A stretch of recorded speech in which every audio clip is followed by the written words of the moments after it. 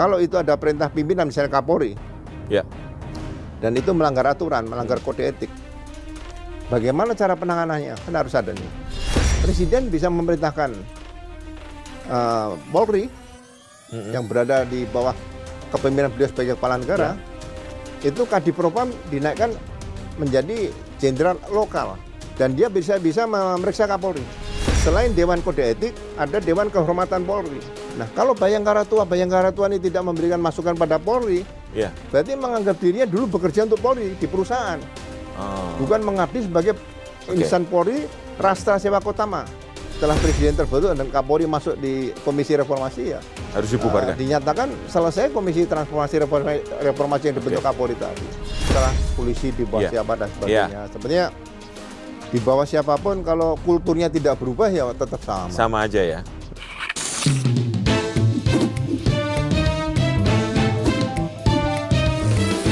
To the point aja. Halo Sobat Sindo, dari suara sirine yang nyaring, kini publik menuntut bening. Dari seragam yang gagah, kini publik menagih marwah. Akankah tim reformasi Polri akan mengembalikan marwah yang seperti dulu, menambal luka lama, atau hanya sekedar jargon? To the point aja, kita berbincang dengan Komjen Purnawirawan Ugro Seno, Wakapolri periode 2013-2014. Selamat datang di To The Point aja, Pak Ugro. Terima kasih, selamat siang. Selamat datang Pak Ugro. Ini dari sirine yang nyaring, publik menanti yang bening. Ini marwahnya tempat tercoreng. Banyak tuntutan, terutama di aksi demo akhir Agustus 2025 yang publik menuntut reformasi Polri. Akhirnya Presiden resmi membentuk. Tapi dari tim yang ada, 5-nya dari anggota kepolisian. Bagaimana tanggapan Pak Ugro? Ya, saya melihat posisi atau komposisi Komisi Reformasi Polri ini diambil yang pertama dari para pemimpin di Polri ini, para Kapolri, sejak Pak Jokowi dilantik jadi presiden tahun 2014, tapi mulai 2015. Yaitu yang pertama ada Pak Badrodin, kemudian Pak Tito, Pak Idam Aziz, kemudian Pak Listio Sigit, ditambah satu lagi yang penasihat ahli Kapolri bidang Kamtipas yaitu Pak Doviri kan. Pak Doviri, Dan Pak Doviri kan juga masuk dalam lingkaran tahun itu. Betul. Nah, kemudian yang 5 ada Pak Jimli, Pak Mahfud, kemudian ada Menko Hukum Imipas ya Yusril, kemudian ada Pak Oto Hasibuan, Wamenko, kemudian ada Menkum. Betul Mas. Nah, tapi saya dengar ada tambah ibu-ibu nanti ada satu wanita mungkin jadi 11 mungkin ya. Oke. Mau masuk lagi 1? Ya, menurut penjelasan Pak Jimli kemarin mau ditambah 1. Jadi biar ganjil nanti kira-kira. Iya, kalau untuk keputusan biar pas voting ya. Bisa voting. Oke. Mudah-mudahan penunjukan ini reformasi Polri ini kenapa harus dilakukan? Mengapa harus ada reformasi? Berarti ada periode yang diperlukan reformasi itu sejak 2015 sampai saat ini seperti itu. Kira-kira seperti itu yang dipilih untuk menjadi komisi reformasi tadi dari kepolisian. Nah, kalau harapannya publik ini direformasi, kalau Pak Ugro sendiri pada saat menjabat sebagai Wakapolri, banyak gak sih menemukan catatan-catatan yang perlu diperbaiki? Karena kan sifatnya polisi itu mengayomi, melindungi gitu. Ya, jadi pengertian tugas Polri memang kalau dibaca di undang-undang kan pelindung, pengayom, pelayan. Kemudian ada pemelihara Kamtimas dan penegak hukum. Kalau saya mengartikan tugas polisi kan ada yang uniform polisi berseragam dan polisi yang tidak berseragam. Biasanya reserse, intelijen dan sebagainya. Nah, tapi semua tugas polisi yang dalam hal pemelihara Kamtimas tadi, misalnya kehadiran polisi berseragam di masyarakat, itu kan lebih banyak mencegah, memelihara Kamtimas, jangan sampai ada gangguan. Nah, kalau sudah ada gangguan berarti ditangani oleh fungsi penegakan hukum atau polisi tidak berseragam di situ. Nah, kedua pelaksana tugas ini harus memegang peran sebagai pelindung, pengayom dan pelayan. Ya, jadi hal-hal yang perlu direformasi ke depan menurut saya sangat banyak seharusnya. Jadi sejak katakanlah pelantikan KKN pertama, Kepala Kepolisian Negara pertama Pak Sukanto ya. Ya. Bagaimana penanganan penegakan hukum kepolisian saat itu? Ya, sebagai contoh yang gampang itu adalah misalnya menembak lutut pelaku kejahatan, ya nanti dengan alasan melarikan diri dan sebagainya. Ya. Nah, sebetulnya itu harus dihilangkan seperti itu, karena polisi bertugas menghadirkan selain berkas perkara yang diduga pelaku tadi tersangka kepada jaksa untuk dibawa ke pengadilan. Nah, jangan sampai menurut saya para pelaku yang diduga pelaku yang belum mendapat vonis pengadilan sudah dieksekusi dieksekusi duluan. Nah, hal-hal seperti ini harusnya dilakukan perubahan. Oke. Jadi jangan sampai ini jadi semacam harus melakukan menembak lutut seperti itu. Mau nggak mau ini harus dirubah seperti itu. Sehingga ya mohon maaf kalau manusia itu semua ciptaan Allah ya, ciptaan Tuhan. Kalau bisa menangkap pelaku dengan hidup-hidup, kemudian bisa mau ke pengadilan, itu menurut saya kan lebih baik daripada harus dengan ya alasan melumpuhkan lah. Melumpuhkan semuanya kan tembakan kena lutut semua. Ya kalau melumpuhkan biasanya kan ya nembak kaki, atau kena bagian paha misalnya seperti itu. Tapi itu kan biasanya ada beberapa kasus yang kita temukan karena tidak ada jarangnya latihan sehingga sasarannya tembak kaki tapi mengarah ke yang lain gitu Pak. Tapi kalau semuanya lutut berarti kan latihannya selalu lutut. Ya. Atau kita mau mengikuti seperti di Amerika, tidak ada tembakan peringatan, tapi kalau orang sudah diberikan peringatan oleh polisi harus angkat tangan. Jangan sekali-kali mengambil gerakan yang akan mencurigakan bahwa dia akan ngambil senjata. Nah, langsung ditembak kepala atau jantung. Karena dianggap mengancam. Mengancam. Makanya warga Amerika itu sudah tahu kalau berhadapan sama polisi pasti angkat tangan. Jadi tidak boleh ditembak kalau sudah angkat tangan seperti itu. Nah, ini mungkin harusnya kita juga melihat keluar ya. Outward looking bahwa ke depan Polri juga perlu mereformasi hal-hal seperti itu. Contoh saja lah ya seperti itu. Oke. Kalau melihat intensi atau perhatian publik terhadap tim reformasi Polri ini adalah salah satunya itu tentang peran Polri dalam politik praktis yang selama ini muncul istilah parcok ya. Kira-kira kalau Pak Ugro menilai dari komposisi yang tadi seperti apa itu Pak? Apakah memungkinkan membahas reposisi Polri terhadap apa yang muncul selama ini di publik bahwa mereka itu berpihak pada kekuatan kekuasaan gitu Pak. Ya, jadi embrio yang disebutkan dalam tanda petik lah ya. Partai coklat ini, parcok itu sudah mulai ada potensinya 2004. Oh 2004 sudah ada? Sudah ada. Okay. Tapi waktu itu kan tegas, kalau ada yang melanggar, ada Kapolri Banyumas dulu langsung ditindak. Oh ya, betul. Ada yang menyimpan bendera-bendera partai di tim Polres langsung ditindak dan sebagainya. Nah, itu masih bisa dicegah di situ. Ya. Nah, kemudian 2009 itu lebih tertutup. Tidak terlalu vulgar tapi tertutup lah, memihak beberapa ada beberapa kandidat ya. Nah, tapi 2014 itu sudah mulai nampak terbuka lagi, lebih berani memunculkan. Karena semua ditarik-tarik situ dengan iming-iming dan sebagainya. Makanya muncul 2014 ada pemberhentian Pak Sutarman Kapolri. Nah, itu sejak Pak Jokowi presiden kan.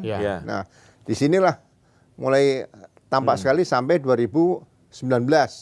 Ya kan, itu benar-benar kuat sekali, orang menduga pasti polisi terlibat di situ. Nah, 2024 juga sama, sehingga anggota yang di lapangan itu juga kebingungan.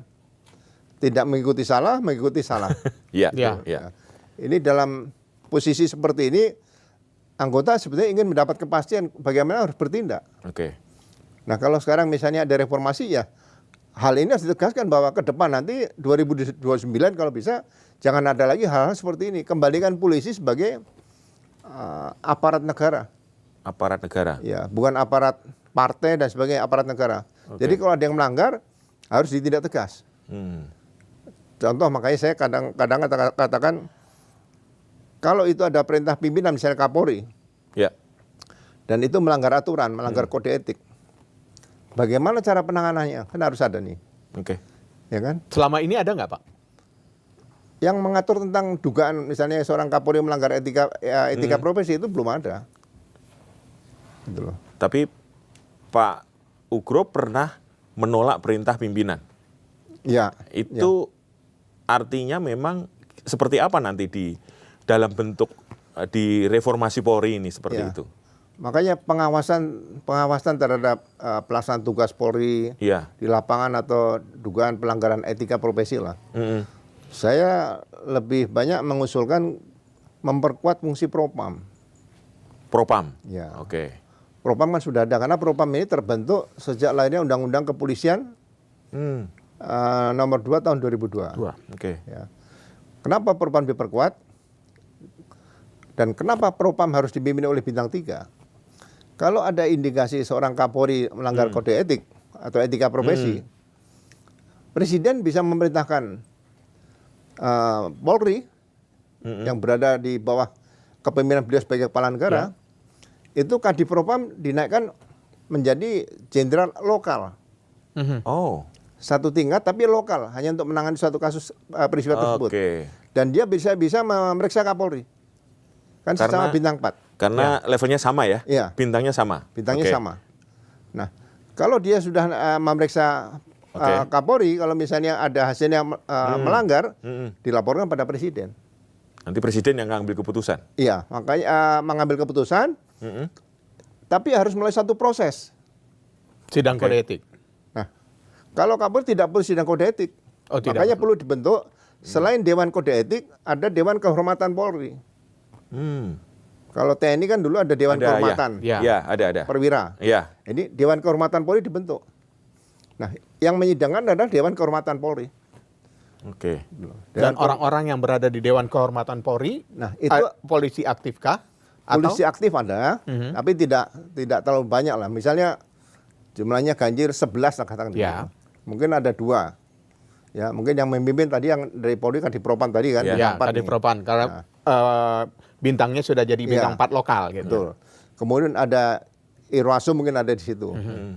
Nah, kemudian dari luar, dari akademisi saja yang bisa memberikan masukan, memberikan pertimbangan di bidang kejiwaan, ya kan. Kemudian hal apa yang kira-kira berkaitan dengan IT misalnya ditemukan dan sebagainya. Nah, di situ yang akan mengambil keputusan. Gitu. Makanya selain Dewan Kode Etik, kalau saya harusnya dibentuk Dewan Kehormatan Polri. Di Mabes Polri itu untuk Dewan Kehormatan menyediakan anggota Polri berpangkat perwira ke atas. Kalau di Polda, Dewan Kehormatan Polri menyediakan pangkat brigadir ke bawah seperti itu. Dewan Kehormatan ini institusi yang tetap atau ad hoc, Pak? Dia ad hoc. Ad hoc ketika terjadi dugaan pelanggaran kode etik oleh Kapolri. Iya. Jadi pelanggaran kode etik dibuktikan.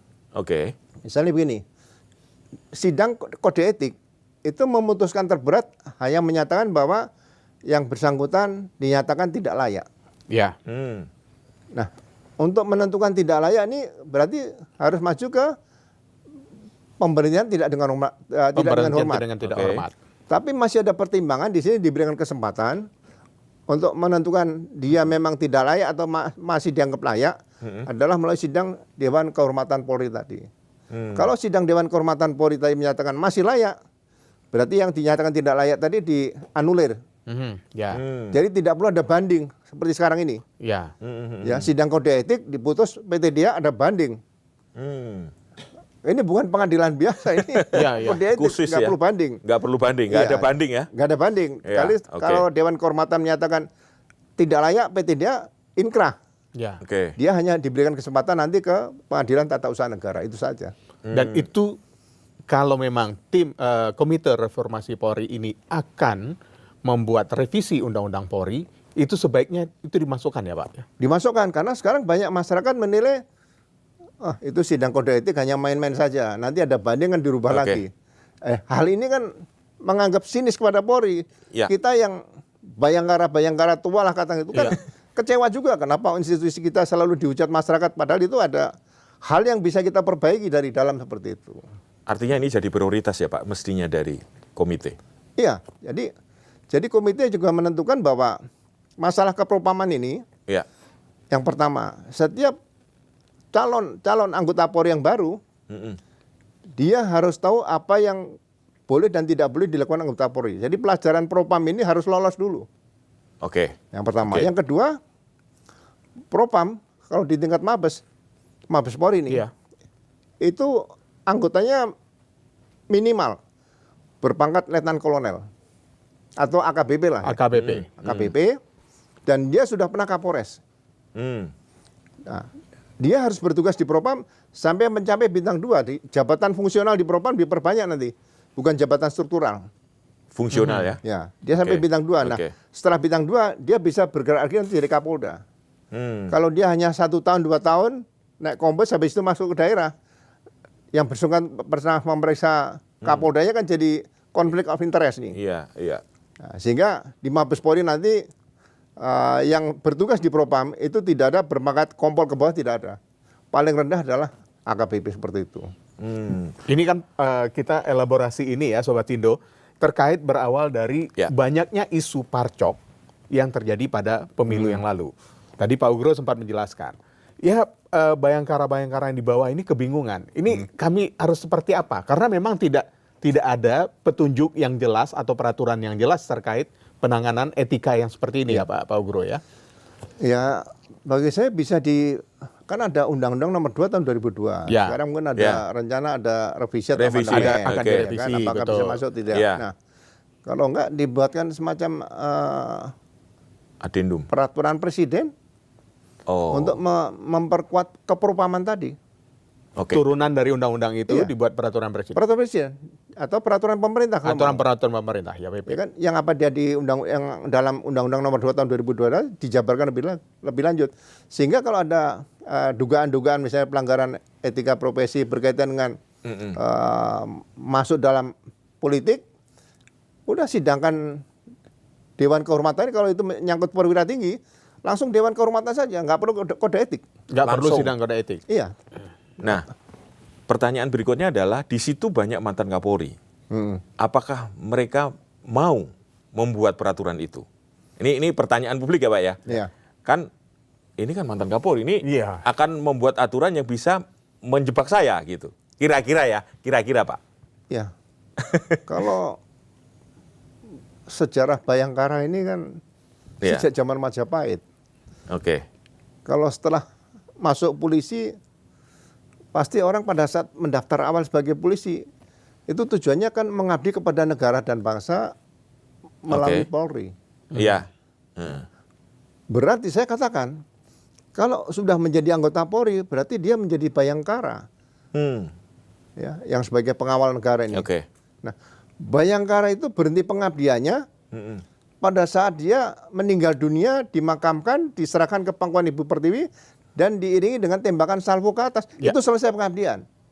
Nah, kalau Bayangkara tua ini tidak memberikan masukan pada Polri, berarti menganggap dirinya dulu bekerja untuk Polri di perusahaan. Bukan mengabdi sebagai insan Polri, Rastra Sewa Kotama. Abdi utama dari nusa dan bangsa. Nah, pengabdian ini nggak boleh terputus sampai yang bersangkutan berada di liang lahat tadi, seperti itu. Dengan diiringi tembakan salvo. Iya. Jadi kalau seorang mantan Kapolri sekarang dimasukkan dalam tim reformasi, ya kalau nanti kan yang memimpin ada Pak Jimli nih, ada Pak Mahfud MD. Kalau kira-kira beliau menilai bahwa yang bersangkutan kira-kira tidak aktif memberikan masukan dalam rangka reformasi, ya lapor Pak Presiden lagi, ganti. Kan masih ada Kapolri sebelum Pak Badrudin, ada Sutarman masih bisa. Sebelum Pak Sutarman ada Pak Timur bisa masuk situ. Ya, diambil yang atas lagi. Gitu. Kan setelah Pak Listio belum ada nih, kan terakhir Pak Listio nih. Terakhir Pak Listio. Nanti Kapolri yang baru siapa? Ya mungkin masuk juga di situ. Sekalian daripada membentuk tim sendiri nanti seperti itu ya. Artinya memang boleh ketua itu mengusulkan pergantian anggota komite reformasi? Ya kalau itu jadikan keberadaan yang bersangkutan malah menghambat, ya lebih bagus diganti kan, lapor presiden. Oke. Dengan surat keputusan yang baru nggak ada masalah bagi saya. Nggak ada masalah ya? Iya. Jadi ini bukan sesuatu yang tidak bisa diubah? Bukan harga mati. Bukan harga mati. Iya. Okay. Dengan komposisinya Pak Ugro, bagaimana Pak Ugro melihatnya? 5 dari Bayangkara. 5 dari 10. 5 dari 10 sekarang. Nanti akan tambah 1 lagi ya? Iya, tambah 1 perempuan bagi saya. Mungkin kalau mau ditambah lebih bagus. Tapi kalau 13 kan sial ya, nggak enak ya. Ini nambah 1 11 nih. 11. Lagi ganjil 13 nih ya. Nah, mau dibikin 15 mungkin lebih bagus, nggak ada masalah. Demi kebaikan supaya Polri lebih ke depan. banyak masukan. Ya, lebih banyak masukan lah. Kalau andekan, kalau menurut Pak Ugro, kalau ada potensi penambahan, itu sebaiknya dari non-Polri atau dari Polri lagi gitu. Ya sebaiknya dari non-Polri. Non-Polri ya? Polri udah cukup banyak. Udah cukup, 5 udah banyak, cukup ya mewakili. Mungkin kalau mau ditambah 1 lagi ya. Tapi kalau 1 kurang. Kalau mau 15 ya 7 dari Polri, 8 dari luar. Dari non-Polri. Ya.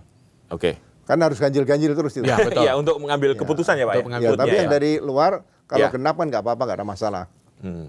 Jadi ini momentum Komite Reformasi itu untuk melihat keseriusan negara, pemerintah, Iya. dalam memposisikan Polri nanti ke depan. Yang tadi dalam 10 tahun terakhir ternyata menimbulkan banyak kekecewaan. Itu kan fakta ya Pak ya? Fakta di lapangan. Nah, ini momentum. Nah, kira-kira akan diambil nggak ini momentum ini? Kira-kira ya, karena kan beberapa masih ya suara-suara untuk meragukan lah ini gimana ini tim reformasinya, komposisinya ya agak kecewa gitulah Pak ya, kira-kira ya Pak ya. Ya. Bagi saya di bidang pelayanan masyarakat ya, itu banyak membutuhkan energi luar biasa untuk memperbaiki. Oke. Ya, jadi peraturan-peraturan Kapolri yang menyangkut masalah petunjuk-petunjuk teknis. Sekarang ini di bidang penegakan hukum kan ada peraturan Kapolri nomor 6 tahun 2019. Iya. Ya, saya sudah mencoba mempelajari itu, sangat aneh peraturan Kapolri itu. Seharusnya peraturan Kapolri jangan dikaitkan dengan penyidikan tidak pidana, karena penyidikan tidak pidana itu sudah ada aturan di hukum acara pidana. KUHP. Iya. Dulu stratifikasi petunjuk-petunjuk teknis dan atau taktis, itu ada stratifikasinya, petunjuk dasar, induk, pelaksanaan. Nah kalau sudah ada petunjuk dasarnya itu di KUHP, nah petunjuk dasarnya apa nih? Kapolri menjabarkan tadi, misalnya contoh, bagaimana menetapkan seorang jadi tersangka. Iya. Yang sekarang ramai kan masalah kaitan dengan ijazah palsu. Iya. Nah, menetapkan sebagai tersangka ini petunjuknya bagaimana? Harus dilengkapi dengan apa yang bisa menentukan bahwa seseorang bisa dinyatakan tersangka. Itu harus jelas. Nah, sehingga kalau petunjuk ini sudah jelas, kalau nanti ada pelanggaran, Propam bisa bergerak di situ. Nah, ini tidak profesional seperti itu. Jadi memang, apakah karena petunjuk yang tidak jelas ini sehingga akhirnya publik menilai jargon presisi itu sudah hanya sekedar basa-basi, Pak Bro? Nah, setelah dibentuk Komisi Reformasi dan Pak Kapolri sendiri masuk dalam Komisi Reformasi, kan itu sama dengan mengartikan mereformasi kebijakan presisi tadi secara tidak langsung loh. Iya. Betul Pak. Harapannya gitu Pak. Iya. Dan berarti itu kan Komisi Transformasi Reformasi yang dibentuk Kapolri tadi ya sudah istirahat saja, nanti nunggu Komisi Reformasi ini bekerja seperti itu. Kapolri udah masuk Komisi Reformasi. Seperti itu. Mestinya begitu ya? Iya, jadi supaya nggak ada dua tim kesebelasan gitu loh. Oke. Ini ngomong-ngomong 2 tim, Pak Ugro, ngomong-ngomong 2 tim. Ini kan sebenarnya saat ini statusnya kalau publik melihat, itu masih ada 2 tim. Pertama, Komite Percepatan Reformasi Polri yang dibentuk oleh Presiden. Presiden yang barusan dilantik. Berdasarkan keputusan Presiden nomor 122P tahun 2025. Tapi institusi Polri sendiri juga membentuk tim transformasi reformasi Polri yang kita juga belum pernah didengar tim ini dibubarkan. Apakah nggak jadi tumpang tindih dengan keberadaan 2 tim ini? Walaupun Kapolrinya ada jadi anggota di komite. di komite reformasi? Ya, bagi saya supaya ajas legowo kan ada nih. Ya. Setelah presiden terbentuk dan Kapolri masuk di komisi reformasi ya harus dibubarkan. Dinyatakan selesai komisi transformasi reformasi yang dibentuk Kapolri tadi. Jadi nggak ada lagi tugas nanti ya semacam apakah akan diadu nanti Ya. hasilnya masing-masing. Kesan itu kan harus hilang. Wow, nggak boleh tuh Pak. Hah? Ya, mestinya tidak begitu. Hah? Meskipun nanti yang di tim Takutnya nanti rekomendasi dari komite keluar, rekomendasi dari tim yang dibentuk Kapolri juga keluar gitu Pak. Loh, iya. Publik semakin bingung lagi Pak. Makanya jadi Iya. ini jangan sampai membawa masyarakat dalam kondisi kebingungan. Iya, persis Pak. Ya, tidak membawa presiden dalam kebingungan. Nah, presiden. Tidak membawa Kapolri lebih kebingungan lagi. ya. Komisi Ya. yang dibentuk bicara gini, komisi reformasi berbicara seperti ini. Ya menurut saya ya sudah kita serahkan, kan sudah diambil alih sama presiden sebagai kepala negara. Kita harus Satya Tunduk Prabu, kepada- Ya. setia Ya. kepada negara dan pimpinan negara. Udah gitu aja Pak. Ya. Tapi kalau seandainya tim transformasi Polri ini bertugas membantu menyusun, kan yang sedang digalakkan itu human policing ya Pak ya, bagaimana polisi karena dinilai pelayanannya yang humanisnya masih kurang. iya. Nah, kalau hanya tugasnya membantu untuk memperkuat rekomendasi yang akan dibentuk yang diterbitkan oleh komite, bagaimana Pak? Ya. Tidak harus menunggu hasil komisi reformasi. Ya, sekarang saya lihat misalnya Pak Wakapolri ya, Pak Dedi itu, Ya. saya pernah mampir bicara sebentar, Ya. ya, menceritakan tentang dibentuknya Perwira Samapta sekarang. Ya. Karena waktu saya masih dinas aktif sebelum tahun 1998, itu di setiap Polres harus ada Pak Perwira Samapta. Itu Panglima Perang Kamtibmas. Kamtibmas, ya. Itu Kapolres yang mengendalikan Kamtibmas di lapangan adalah Perwira Samapta ini. Kasatserse juga nggak bisa, cukup Perwira Samapta. Nah, di Polsek seharusnya juga ada Perwira Samapta, bukan Bintara dulu, tapi Perwira gitu loh. Nah, Perwira Samapta di Indonesia ini seharusnya kalau Polres dan Polresta itu ada 514 ya, sesuai dengan jumlah kabupaten kota Ya, kan? Iya. Berarti 514 Pamapta di Polres itu supaya tugasnya tidak terlalu capek. Kan sekarang jam kerja dilihat sesuai dengan internasional. 1 hari 10 jam, seminggu 40 jam. Ya. Nah itu berarti harus menyiapkan masing-masing Polres 6 Pamapta. Hitungan saya ini. Iya. Ya. Berarti 6 kali 514 kurang lebih ada 3.000 berapa? Perwira. 3.084 Ya. Pamapta. Nah, kalau Polsek ada 5.000 lebih mungkin sekarang. Atau katakanlah 6.000 lah. Iya, iya. 6.000 juga sama. Kali 6, 6.000 kali. 36.000. Iya. 36.000. Nah, berarti seluruh perwira lulusan Akpol nanti diharapkan bertugas sebagai perwira Samapta. Awal tugas loh. Awal tugas. Awal tugas. Tugas pertama ya? Iya, kemampuan perwira Ya. Samapta harus diajarkan di Akpol. Dan juga perwira-perwira yang dari brigadir menjadi perwira atau sekolah inspektur polisi, itu menjadi Pamapta.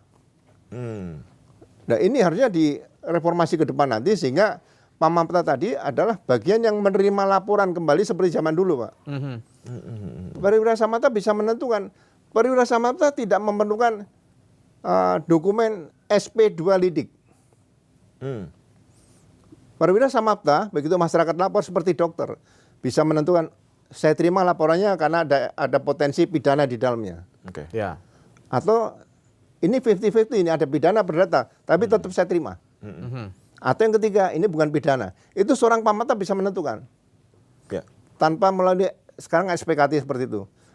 SPKT ini kan terlalu lama prosesnya. Sehingga orang merasa puas dilayani oleh polisi. Nah, laporan yang diterima tadi kalau pidana langsung lanjut ditangani reserse. Ya. Yang tadi diduga pidana 50%, ada perdata 50%, juga di reserse. Nanti didalami. Didalami, oke. Kalau tidak cukup bukti, SP3 oleh reserse. Bukan SP2 lidik. Oh. Gitu loh. Oke. Ini mungkin yang harus dikembangkan nanti oleh Komisi Reformasi dengan yang saya katakan tadi. Polisi juga bisa mendahului Komisi Reformasi merubah sendiri itu dulu. ya yang kira-kira akan menjadi polisi yang lebih humanis daripada yang sebelumnya seperti itu. Daripada ini akan ada wajah baru dari Iya, penampilan baru dari kepolisian yang lebih serambi depan. Serambi paling depan ya Pak ya? Paling depan ini Oke, Pamapta. harus diubah ya Pak ya? Ya, kemudian yang kedua misalnya yang jadi masalah kan penanganan unjuk rasa. Ya. Ya. Nah, sejarah unjuk rasa ini tahun 98 dirubah dengan Undang-Undang Nomor 9 tahun 98. Masyarakat yang menyampaikan pendapat di muka umum cukup memberitahu polisi.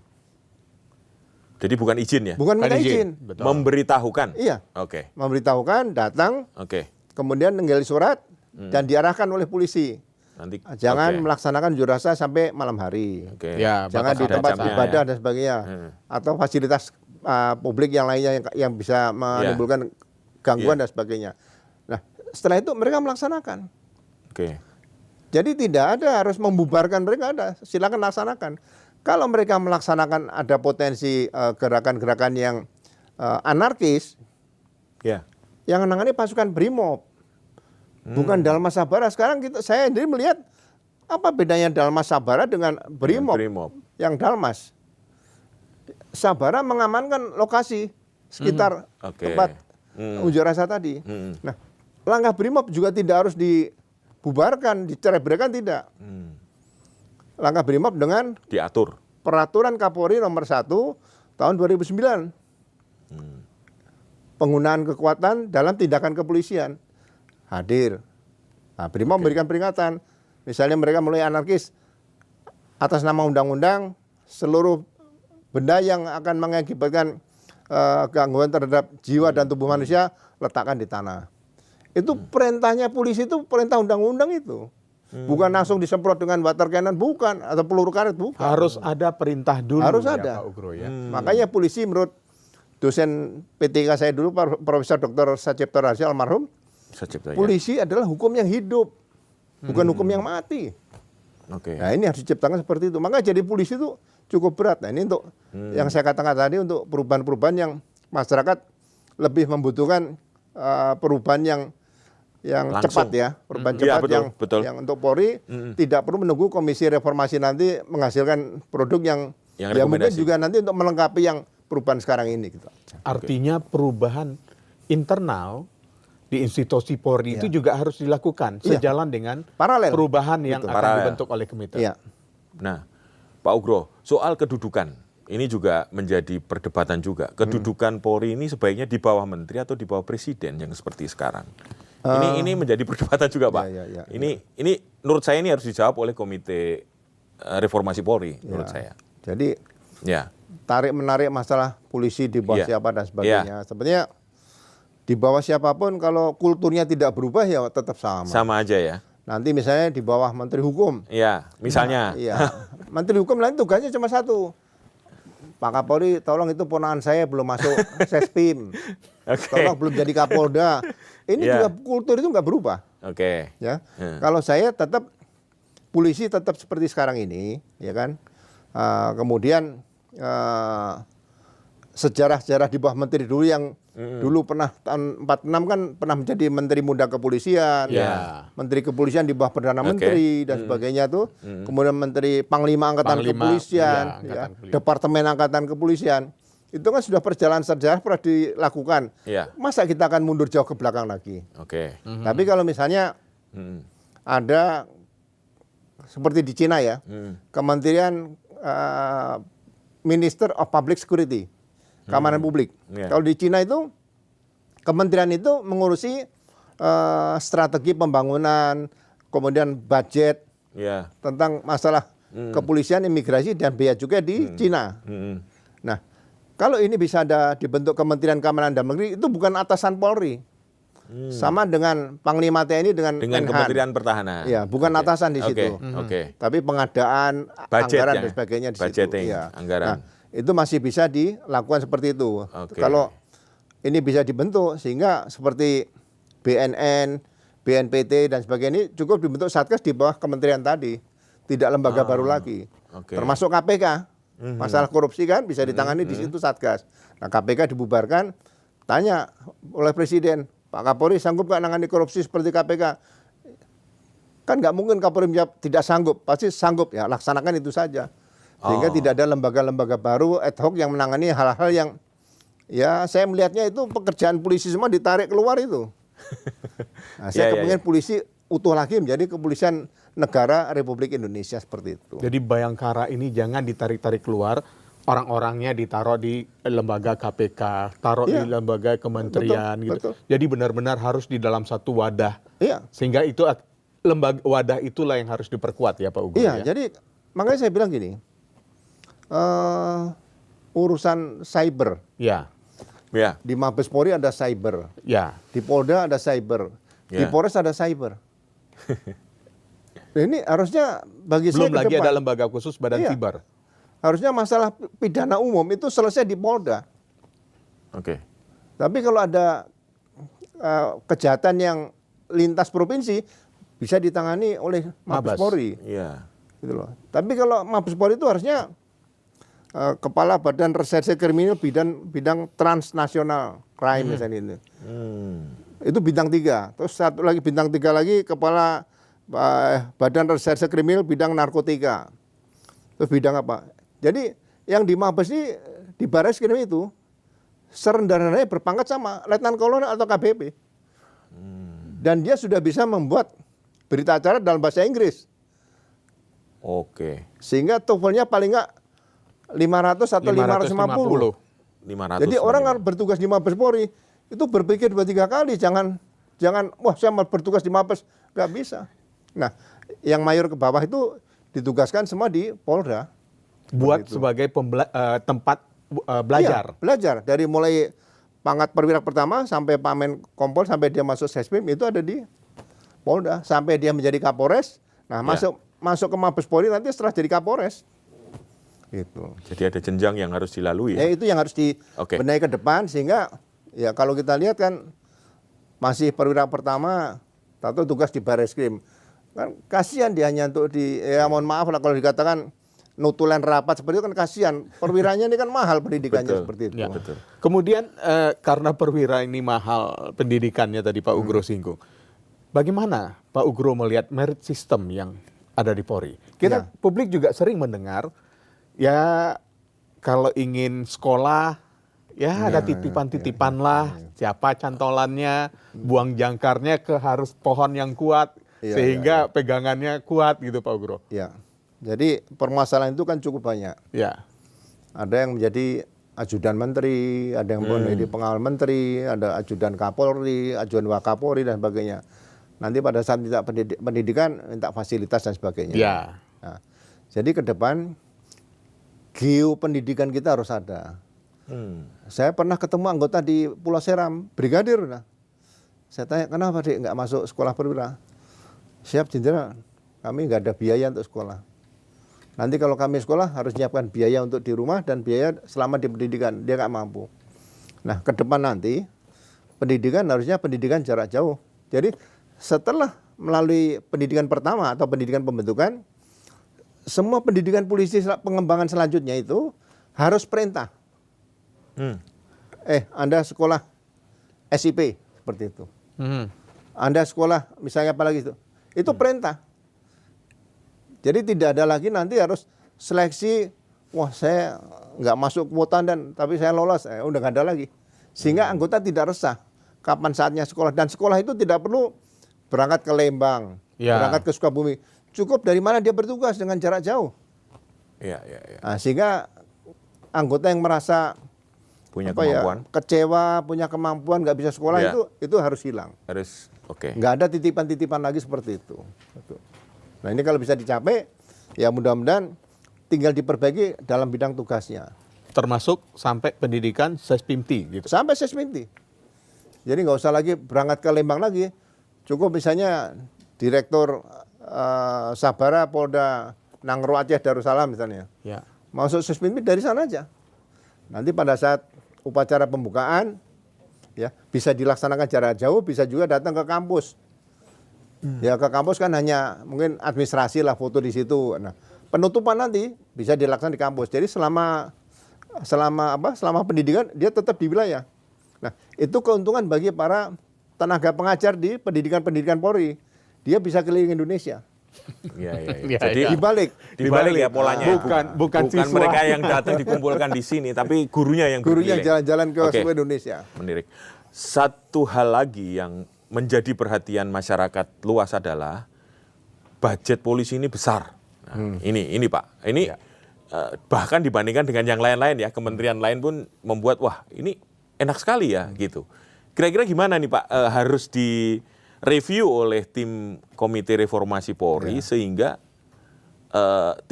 tidak muncul lagi seperti itu. Ya, sekarang kebutuhannya apa sebenarnya gitu Mas? Nah, Seperti saya pernah jadi Kasat Serse 2 kali di kota besar, Jakarta Pusat sama Surabaya. Nah, apakah sebutan uang penyidikan itu masih perlu? Ada perkara ringan, sedang dan berat. Enggak jelas. Apakah pembunuhan itu perkara berat? Padahal pembunuhan itu bisa perkara ringan. Barang bukti ada, alat bukti bisa dilengkapi, saksi cukup misalnya, nangkep pelaku tinggal nangkep. Kan nggak perlu uang penyidikan. Yang diperlukan itu bagaimana seorang reserse mau berangkat meriksa orang misalnya dari Jakarta ke Medan, dari Jakarta ke Kalimantan, Sulawesi sampai Papua, itu dibiayai oleh negara. Itu bisa dipertanggungjawabkan sehingga anggota merasa tidak perlu lagi cari-cari uang keluar dari anggaran situ sudah bisa dipenuhi. Itu daripada ini nanti perkara ringan udah jadi berkas, baru ini pertanggungjawabkan ini perkara ringan. Itu kan membuat pusing kepala juga.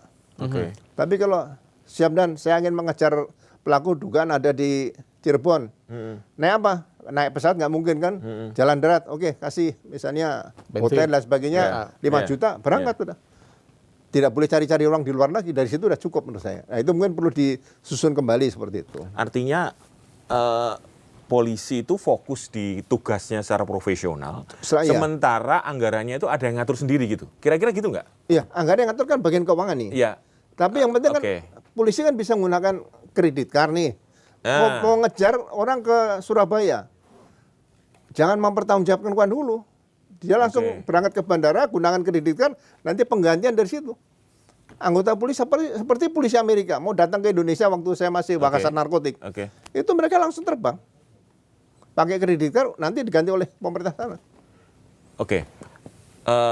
Kalau pandangan yang tadi menarik, nyambung dengan usulannya Pak Ugro bahwa ada kementerian seperti Kementerian Pertahanan yang mengatur sebenarnya budget-budget dari 3 angkatan ya. Apakah ini juga bisa menjawab tantangan bahwa budget ini sudah pas atau belum gitu? Misalnya Kementerian Dalam Negeri tadi ya, Kementerian Keamanan Dalam Negeri. Keamanan publik lah. Keamanan publik. Itu yang ngatur semuanya gitu Kak. Jadi tidak ada kepolisian itu ngatur sendiri dari anggarannya sendiri gitu kan. Kira-kira gitu nggak Pak? Ya, check and balance saja. Nah itu maksudnya.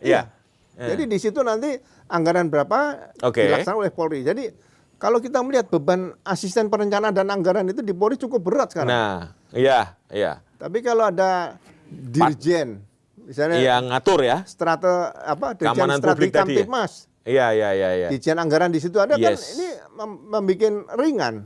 Tugasnya dari perencanaan. Asrena tadi kan iya. Tapi bukan membawai loh, yang jadi permasalahan kan membawai tadi ini, penyakitnya di situ. Iya. Karena kata membawa itu sensitif ya Pak ya? Sensitif sekali. Ini posisinya sama. Iya, oke. Ini kemudian yang jadi pertanyaan terkait itu ada membawai semua. Tapi kan kemudian yang sering, kalau Pak Ugro tadi mencontohkan, polisi dari Amerika bisa terbang dengan dia menggunakan kartunya sendiri, kartu kredit cardnya sendiri, kemudian terbang ke Indonesia, tangkap orang-orang yang dia cari, kemudian setelah pulang baru dipertanggungjawabkan semua. Tapi kan ada budaya yang sangat melekat sekali di masyarakat kita. Markup. Bagaimana mengatasi hal yang seperti ini Pak Ugro? Ini kan selalu ditakutkan. Sehingga tadi yang pertanyaan Mas Pung, anggaran Polri ini terlalu besar dibandingkan kementerian. Sehingga nilainya pun kerja nggak jelas gitu akhirnya. Jadi gini, saya juga pernah tugas United Nations ya, pasukan perdamaian PBB ya. Itu kita mau pemakaian BBM nggak bisa. Kita mau ngisi BBM dimanapun kita bertugas, diisi saja. Bikin weekly report, laporan mingguan. Weekly report itu nanti setiap 1 minggu kita akan ada rumusnya ketemu. Mobil yang saya bawa ini 1 liter untuk 7 kilo. Ya. Oke. Kalau Toyota Land Cruiser waktu itu. Kalau itu nanti 1 liter untuk 5 kilo, masuk bengkel dicek. Begitu di bengkel, oh ternyata nggak benar 117. Nah itu diperiksa propam. Ini kok kenapa bisa 15? Rumus yang salah atau ada potensi membuang kencing di jalan gitu. Ya. Tapi buat apa? Kalau kita udah tertib, bensin dipenuhi, anggota nggak mau macam-macam. Ya kan? Oke. Nah seperti itu. Jadi kita belajar dari dunia luar bahwa mau tertib tuh harus pakai rumus seperti itu, nggak bisa korupsi. Gitu. Nanti sistemnya tidak memungkinkan untuk bisa markup main-main itu ya Pak ya? Nggak akan bisa karena sistem dibangun, nggak bisa. Berarti sistemnya udah benar-benar harus kuat ya Pak ya? Iya, jadi untuk mengunci itu. Kalau misalnya gini, ya bayangan saya Barreskrim itu kalau tugas di bagian penyidikan kejahatan transnasional lah. Berarti kan setiap saat dia bisa berangkat ke luar negeri. Iya. Tapi berangkat ke luar negeri bukan dalam rangka foya-foya. Ada tugas ke sana misalnya mencari DPO, Iya. ya mencari misalnya Joko Chandra waktu itu, Ya. ya kan? Terbangnya langsung. Ada surat perintah, oke, terbang. Jadi dia juga tidak perlu pakai visa ini kan nanti ada hubungan Hubinter kan ada nih, Ya. Interpol. Iya. Tinggal telepon saja, ini ada anggota polisi mohon dibantu di sana. Kan komunikasi antar polisi antar negara kan sudah bisa dilaksanakan. Nah, berarti ini kan profesional Polri di dalam negeri dan di luar negeri kan diakui dunia juga seperti itu. Gitu loh. Iya. Itu yang saya harapkan bahwa ya Barreskrim itu tidak lagi mengurusi hal-hal yang berkaitan dengan tindak pidana umum. Tindak pidana umum sudah selesai di Polda. Barreskrim ini benar-benar qualified lah. Spesial ya. Ya, bahasa Inggrisnya TOEFL-nya Benar. 550 dan dia juga sudah sering melakukan penyidikan di luar negeri, penangkapan di luar negeri dan sebagainya seperti itu. Dan itu harus sebaiknya tercantum di dalam entah apapun namanya regulasinya. Apakah dalam petunjuk teknis kah atau petunjuk pelaksanaan kah gitu. Nanti pasti ada reformasi di bidang organisasi. Ya, Oke. seperti contoh misalnya apakah masih perlu ada pasukan sabara di Mabes Polri? Apakah Mabes Polri tidak dipimpin oleh Kabar Harkam yang memimpin hanya strategi tentang Harkam Tipmas? Ya. Jadi Kabar Harkam namanya Kepala Badan Strategi Pemeliharaan Kamtipmas.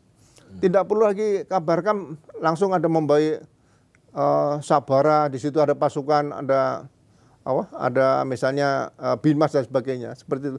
Ini perlu ada suatu analisa yang jelas organisasi Polri ini di Mabes seperti apa. Ya kan? Kalau kita lihat tahun 80-an Kabarreskrim kan cukup dipimpin bintang 1. Nah, sekarang bintang 3 karena udah perkembangan zaman ya.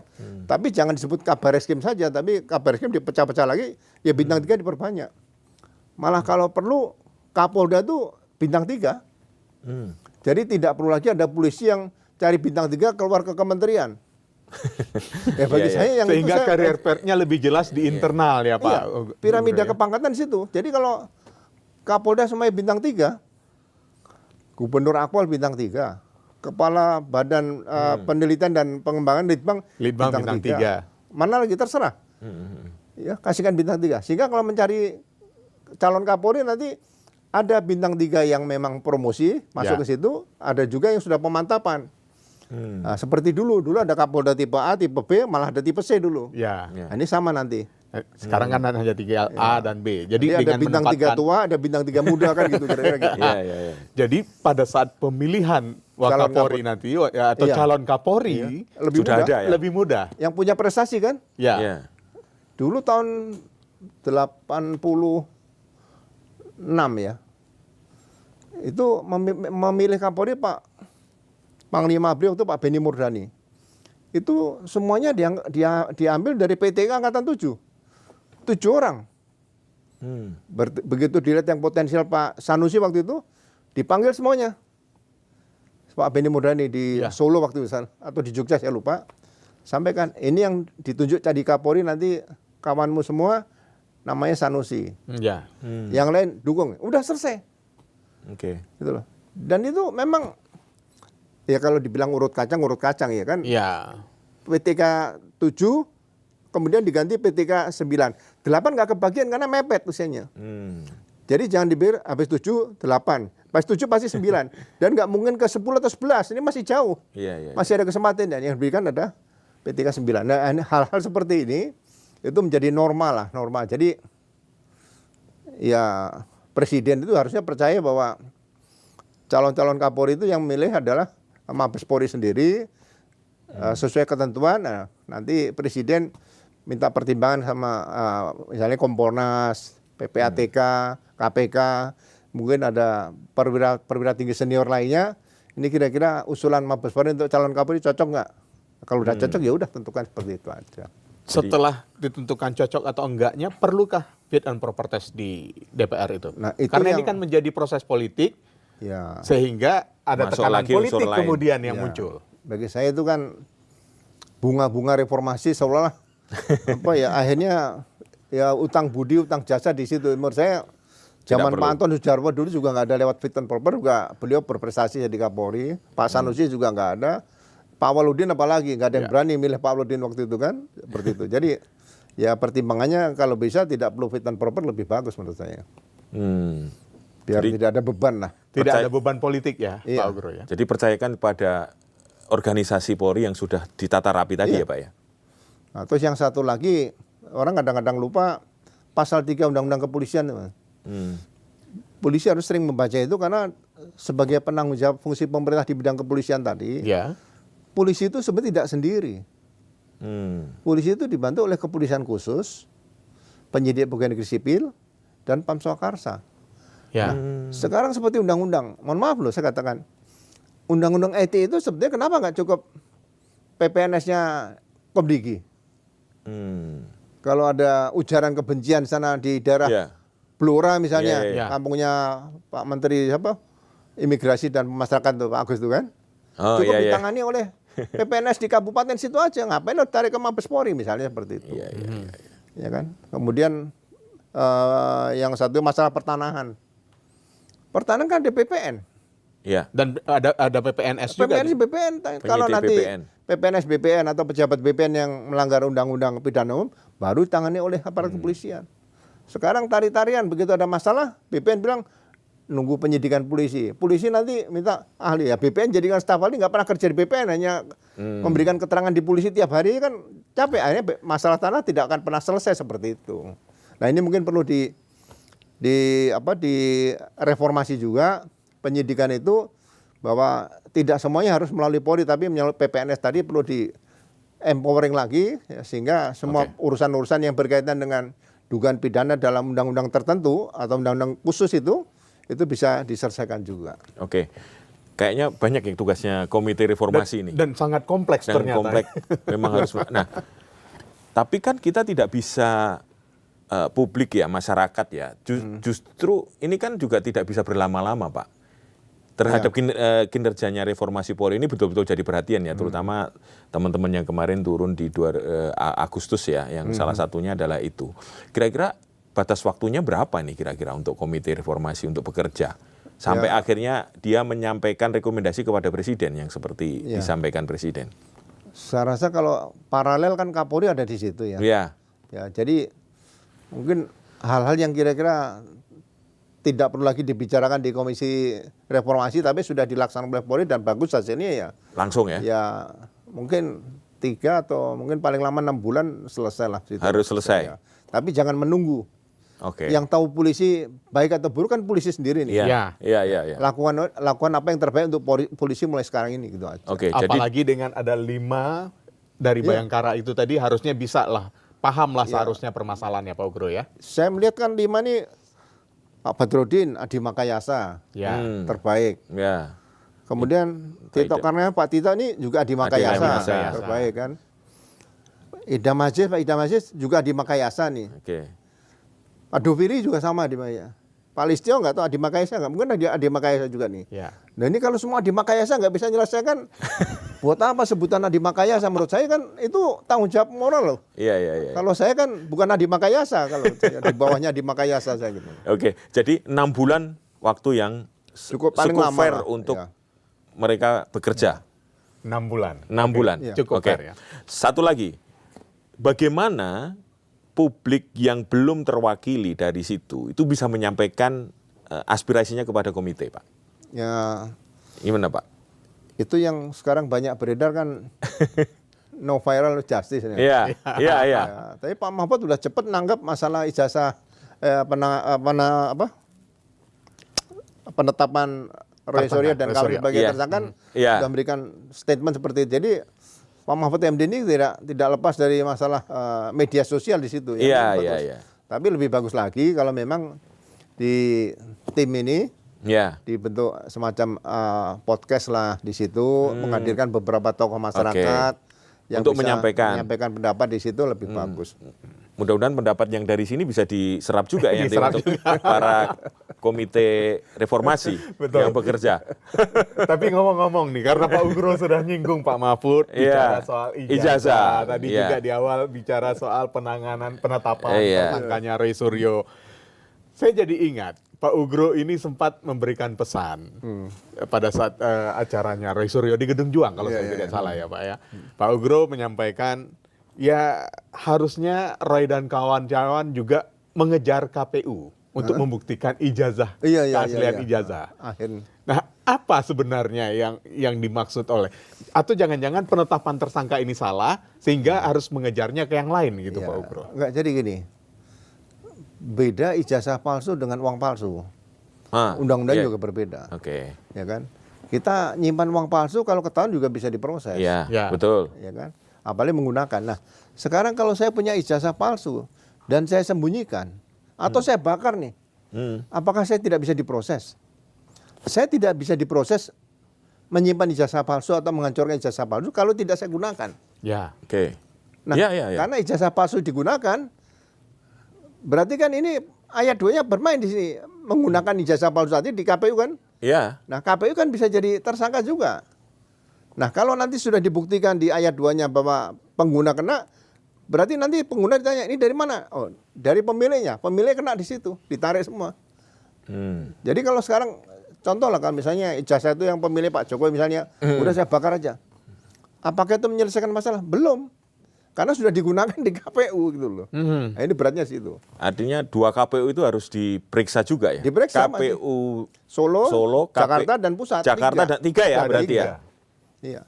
Karena itu ada aspek penggunaan. Penggunaan di situ. Untuk konsultasi pejabat publik. Betul. Jadi harusnya KPU itu sebagai penyelenggara untuk pemilihan kepala daerah, calon anggota legislatif dan presiden, atau kepala daerah tadi ya diteliti sebenarnya bagaimana ijazah. Jangan dianggap, wah ini calon presiden, cukup sini fotokopi ya. Nggak bisa, Pak. Gitu loh. Mungkin dibutuhkan anggota intelijen di situ yang bisa mencari informasi seperti itu kan. Andai kan, jadi gini, andai kan nanti terbukti palsu, itu berarti yang harus diadili pertama adalah KPU dong, Pak? KPU dan bersama-sama pasal 5556 masuk dengan yang pemilih tadi. Pemilih ijazah tadi. Iya. Yang menyerahkan tadi, kemudian yang menggunakan untuk syarat administrasi kan kena semuanya itu. Jadi bukan yang mempersoalkan ya? Bukan. Yang mempertanyakan. Nggak kena. Itu kan ya sebagai masukan ya. Contoh misalnya banyak orang nyalon bupati setelah jadi lawannya mengatakan ijazah palsu. Loh, kita bisa segera nangani, tanya sekolahnya di mana. Bisa langsung aja, nggak butuh waktu lama-lama. Oh ternyata ada foto. Makanya foto perangkatan kalau lulus itu penting di situ. Foto bersama dulu SD kan ada nih. Kan? Itu sebenarnya bukan foto biasa, itu barang bukti, itu alat bukti suatu saat kalau nyalon presiden ya kan. Buku tahunan itu ternyata barang bukti ya Pak Ugro ya. Sekarang begini Pak Ugro, kalau di dalam kasus bupati ada kemudian lawannya menyebutkan ijazahnya palsu, polisi cepat bergerak. Kalau seandainya ini kan mantan presiden nih Pak Ugro, ada tantangan berat gak sih polisi untuk mengungkap, waduh, ini mantan presiden kalau yang mau kita lidik gitu. Ya sebetulnya kalau kita kembalikan kepada polisi negara, kita nih bukan lagi polisi Bayangkara Majapahit dulu ya. Kerajaan Majapahit itu kan pengawal raja dan keluarganya saja. Kalau sekarang polisi negara ya negara. Sebetulnya itu sudah dibuktikan dulu waktu Kapolri Pak Bimantoro, Pak Jenderal Bimantoro, Direktur Reserse Polda itu almarhum Pak Bambang Alekriatmojo. Itu memeriksa Gus Dur sebagai saksi dalam kasus Bulog itu nggak ada masalah, dan Dalam Gus Dur Bulog, ya? siap, nggak ada masalah sebagai saksi. Beliau mungkin pernah melihat, mendengar gitu kan, dan diperiksa di istana nggak ada masalah, saksi, Ya. nggak ada masalah. Nah itu peran polisi sebagai kepala negara, Oke. peran polisi sebagai polisi negara. Ya. Nah, tapi kalau presiden diperiksa sebagai kepala pemerintah di situ.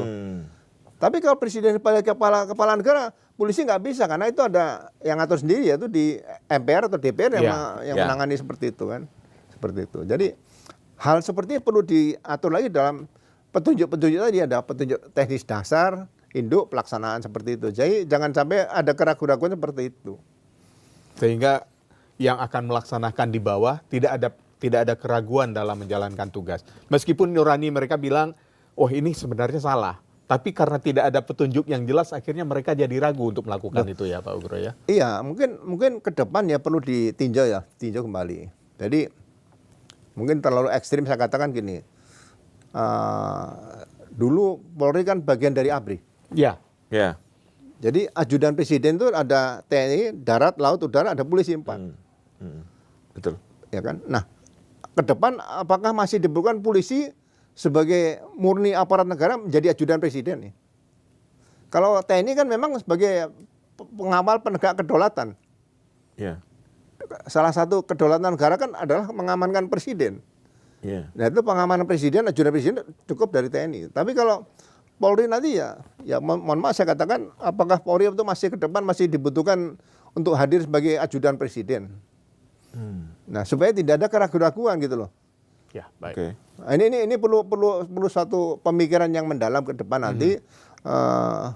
Tidak ada lagi nanti setelah reformasi tadi ya kesan-kesan keraguan-keraguan kalau misalnya ya presiden sebagai kepala pemerintah kalau diperiksa sebagai saksi atau menteri diperiksa sebagai saksi ya aturannya sudah ada, ya disitulah peran polisi sebagai aparat negara sebagai di bidang penegakan hukum dengan aturan-aturan undang-undang yang sudah jelas yang sudah ada di Indonesia seperti itu.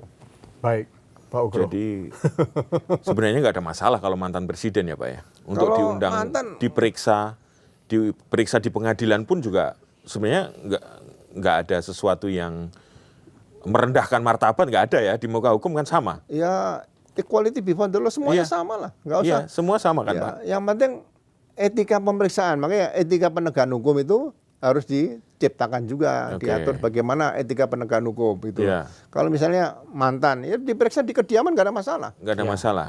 Ya. Orang sakit diperiksa di kediaman nggak ada masalah. Ya, jadi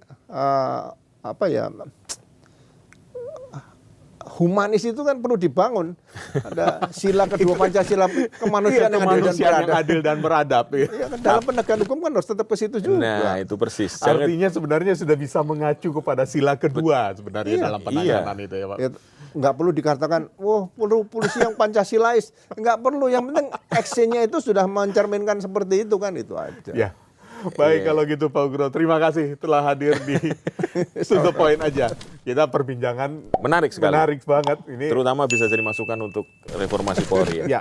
Dan Pak Ugro ya berharap target 6 bulan bisa terpenuhi. Iya, insya Allah. Dan lembaga Polri itu akan menjadi lebih baik. Karena dari komite dan tim reformasi, publik menunggu bukti, bukan janji. Karena di negeri ini keadilan tak butuh seremoni, tapi keberanian menegakkan integritas setiap hari. Saya Eka Kazuma. Saya Pung Purwanto. Sampai jumpa di To The Point berikutnya. Terima kasih Pak Ugro. Terima kasih. Selamat sore.